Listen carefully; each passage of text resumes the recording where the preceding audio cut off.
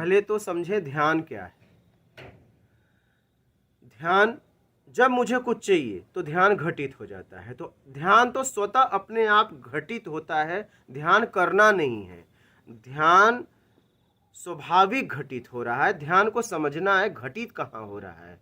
जो मुझे चाहिए उस पे ध्यान घटित हो जाता है। जैसे मुझे भोजन चाहिए, ध्यान कहाँ चला जाता है? भोजन पे। भोजन को मिल गया तो ध्यान कहीं और चला जाता है। हमारी जरूरतों में ध्यान घूम रहा है। आप समझ रहे हैं? ध्यान तो हर वक्त घटित हो रहा है, हर समय घटित हो रहा है। कहाँ हो रहा है? इच्छाओं में। इच्छाओं में। ठीक है। तो अब आप चाहते हैं कि परम ध्यान जो है आपको घटित हो, जो आपको प्रसन्नता दे। तो निर्विकार होने के लिए आप धारणा बनाइए। पहले आपको धारणा करनी पड़ेगी।